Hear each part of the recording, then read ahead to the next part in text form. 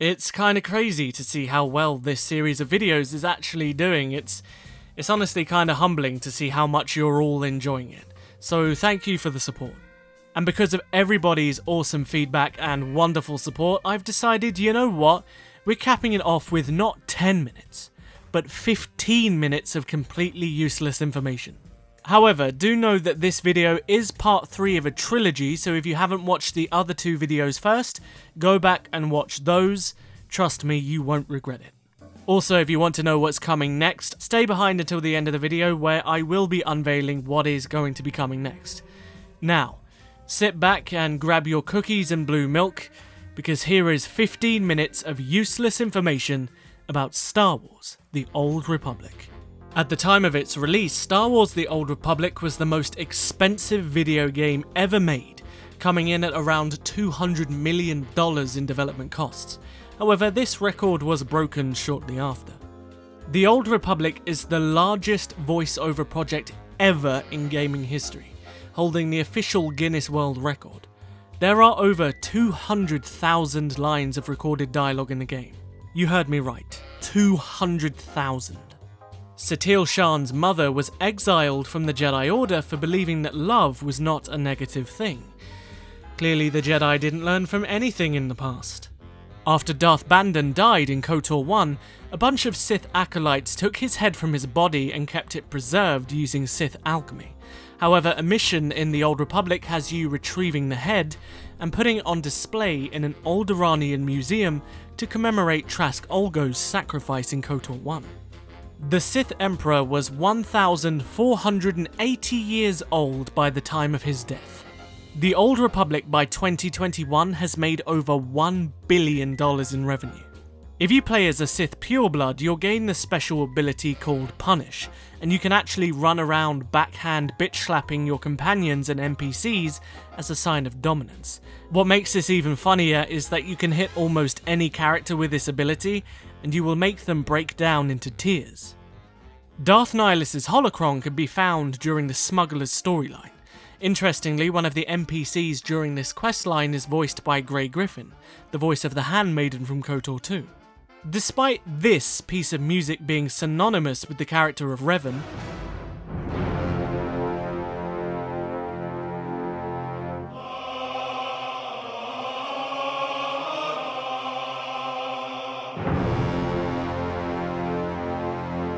this originally had nothing to do with him.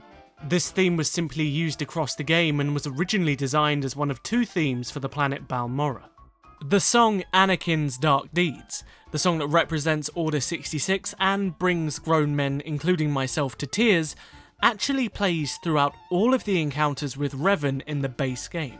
And I personally think this is done on purpose to represent the similarity of their journeys as characters. Everybody is always asking me, is Visas Ma related to Darth Ma? And the answer is no. However, there is another character in the Old Republic who could potentially be a descendant of Visas Ma, and she is the Jedi Knight Adeline Ma, who is also a Miraluka, and you can encounter her during the Bounty Hunter storyline. Vet is voiced by the same actress who voiced Mission Veo in KOTOR 1. And her name is Catherine Tabor, and she headcanons that Mission and Vet are related. Ashara Zavros, the Togruta Jedi you can lure to the dark side as a Sith warrior, has a little brother called Asher. There is a major contradiction within the lore of the Rakuten Infinite Empire that was introduced in the Old Republic. It is claimed that the Rakuten Infinite Empire spanned across around 500 worlds due to their limited hyperdrive technology. However, the warlord Soa, who was locked away in the Eternity Vault, was said to have had over 1,000 worlds under his command alone. So, if the Infinite Empire only had 500, how could a simple renegade have over 1,000? This leads to the suggestion that the claim that the Infinite Empire having limited hyperspace travel is actually a historical inaccuracy. The Starforge was one of 4 major space stations that were built by the Rakuten Infinite Empire. Another one appears in the Old Republic, and that is the Foundry, which could potentially be used to build an army of infinite war droids. The third is a terraforming space station which was actually used on Kashyyyk, and the fourth one is completely unknown. If only they built a space station that could stop the spread of a plague. If you know, you know.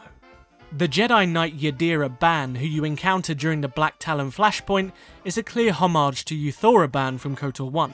However, there is no official source claiming that she is a descendant of the character. You can find Canderous Ordo's skull during the Smuggler storyline. That's right, you can find his skull. And it is suggested that he died due to some form of major trauma to the head. On the planet Corellia, there is an area called the Leisure Garden, and in this area you can find hollow statues of all of the companions from Knights of the Old Republic 1 commemorating their heroism during the first game. However, they do sadly use the terrible character customization designer to represent them, and they look absolutely nothing like their KOTOR designs. It's kind of funny, but if you play as a female trooper and you speak to Satil Shan, your character is basically talking to themselves in different accents because they both share the same voice actress, Jennifer Hale. If you've not kept up with the game over the last few expansions, I'm sure you'll be glad to learn that you can now romance Kem Val. The character Darth Thanaton has a name derived from ancient Greek. The word Thanaton in that language simply means death. The Flashpoint Athis has you facing off against enemies in the Sanctuary of Vodal Kresh. This is indeed the descendant of Ludo Kresh, and a powerful Sith Lord in his own right. So much so that the Sith Emperor actually feared him, and had the planet locked down and classified as forbidden. Vodal still had followers protecting this tomb by the time of Darth Sidious's galactic empire. The creature Garge in the Eternity Vault Flashpoint literally carved out entire canals with its claws on the planet Salot. It's not even an exaggeration. During the Scum and Villainy operation, there is a giant creature that one must beat to continue. This creature's name is Dash Rude, and ironically the arena for this boss is a sandstorm. This is a clear reference to the famous song Sandstorm by Darude. As mentioned earlier, you could find Canderous Ordo's skull in the Smuggler's storyline. However, within this same mission, you can also find several other references to Knights of the Old Republic characters. One of them is Goto's photoreceptor from KOTOR 2, and the other is Marn Hieroglyph's utility belt from the KOTOR comics. On the planet Tatooine, you can come across an NPC simply called Zahn. The whole storyline around this character revolves around precise infiltration and demolition, and this is a homage to Timothy Zahn, the writer of the Thrawn novels and Thrawn himself. If you've ever played as a Jedi Knight and wondered, where do I recognise that voice? Well, you may have recognised him from another major gaming series, and that is Metal Gear Solid and Solid Snake, aka David Hayter. The planet Slaheron was a cut planet from Knights of the Old Republic 1 that didn't make it into the final game. However, it was intended to be made and brought into the Old Republic. However, it eventually shared the same fate as Knights of the Old Republic, and it was scrapped during development. In the base game, you were originally supposed to be able to lose your companions. If they disapproved of you, they would leave, and you could potentially even kill them. However, this entire feature was removed from the game before release due to complaints. The expansions of the Old Republic were originally intended to actually continue the class stories. Dubbed as Chapter 4, the expansions were to feature 3 planets and 8 completely unique storylines. However, the expansion's development costs were cut drastically, and instead they diverged their resources into Makeb, only one of the 3 planned planets, and one big story for all 8 classes. However, the second expansion did indeed bring back individual class missions. The class Jedi Sage was originally called Jedi Wizard, which led to some extreme negativity from the fans, so it was eventually changed to Jedi Sage after BioWare held a poll to determine what the class should be called. There's a wanted poster that can be found within the game that showcases a young female Togruta called Helena Tano. Coincidentally, she also looks very, very similar to another Tano that we all know. This was clearly inspired by Ahsoka. According to the game, most of Darth Treya's history has been lost to time, and what remained simply portrayed her as a straight-up villain that just wanted to destroy the Jedi in an act of revenge. We know this because you can find a datapad on the planet Dantooine which details the legacy of Darth Treya. Just another thing to add to the list of terrible KOTOR 2 references that completely misunderstood the game. In the early stages of the Bounty Hunter storyline, you get threatened by a Rodian. One of the dialogue responses is to start counting down, going from 3, 2, 1. This is a clear reference to Calo Nord from KOTOR 1. You can actually encounter the spirit of Exar Kun on Yavin 4. His spirit is simply wandering around near his temple, and if you interact with him, he attacks you with the Force. The giant tentacle monster in the Terror from Beyond operation is simply credited as the Terror from Beyond. However, its name is actually Lotek. During the Jedi Consular storyline, you can actually interact with Bastila Shan. An imprint of her memory was placed within the Noeticon of Secrets, and this specific Noeticon was full of memories from Jedi who had turned to the dark side, but found their way back to the light. Now this one really frustrates me. On the planet Taris, you can go inside the remains of the Endar Spire, the Hammerhead cruiser from Knights of the Old Republic 1 that supposedly crashed onto the surface of Taris. However, it doesn't make any sense how this thing is so intact, because if you watch the cutscene from Knights of the Old Republic, it doesn't just fall into the atmosphere and sort of break apart, it literally explodes like the Death Star. And yet somehow it's just chilling on the surface 300 years later, almost untouched. I get why they did it for nostalgia, but it is really lazy writing. On the planet Tatooine, you can come across a Sarlacc pit which you can actually jump into and earn an achievement. And, to my knowledge, this is actually the same Sarlacc that appears in Return of the Jedi over 3,000 years later. There are precisely 4 novels that accompany the Old Republic. These are Fatal Alliance, Deceived, Revan, and Annihilation. Satele Shan was the youngest known Jedi Grand Master in the history of the Jedi Order. The planet Belsavis was a literal planet prison built to lock away an ancient entity known as the World Razor. During a questline, this being tries to coerce the player into freeing them, but it is eventually locked away again. And while the Old Republic doesn't do anything to actually explain what the World Razor is, a cancelled novel called Supernatural Encounters was going to reveal that the World Razor was actually Athlar Giroth, an ancient old god who challenged the Celestials. The Flesh Raiders on Tython are actually a subspecies of Rakata.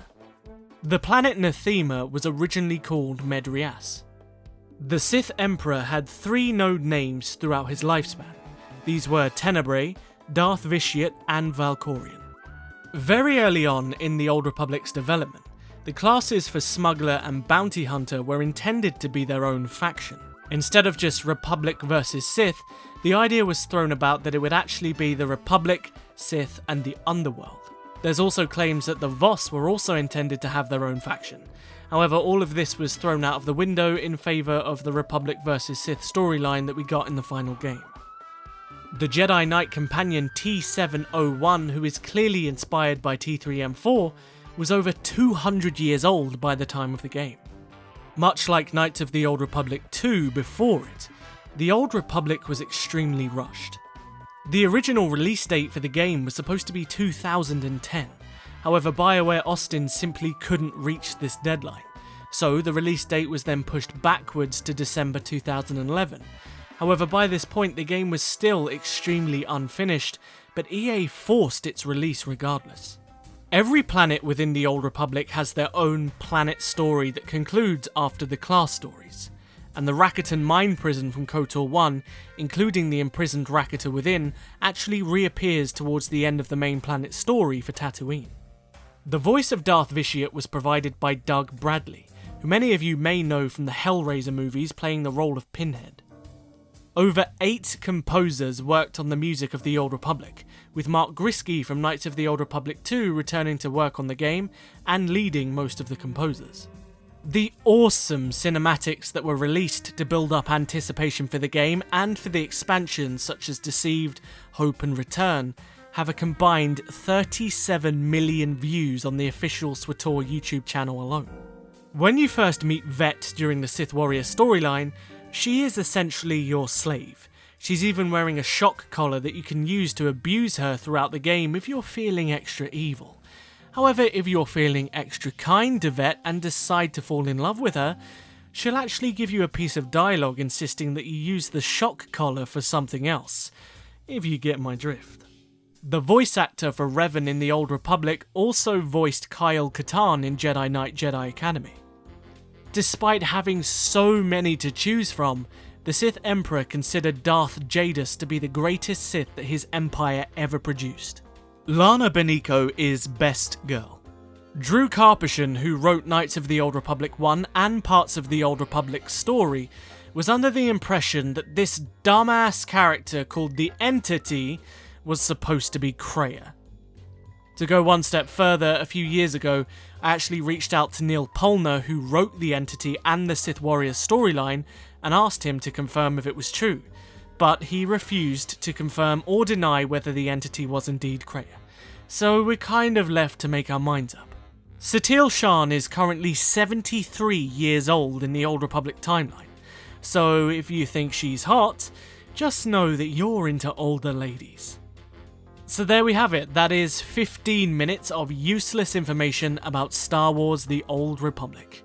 And if you enjoyed this video, don't forget to share it around with your Old Republic buddies who might want to learn something new about the MMO. And also, don't forget to hit that like button. Let's see if we can try and get this video rolling in the mysterious YouTube algorithm. Now, I'm sure you're all dying to know what's next, so without further ado, I can confirm that in the next set of 10 minutes of useless information videos, we're going to be covering, drumroll please, the prequels. However, I'm going to do a George Lucas for this one, and I'm going to work in a strange order. So the first episode of that series will be starting with Revenge of the Sith.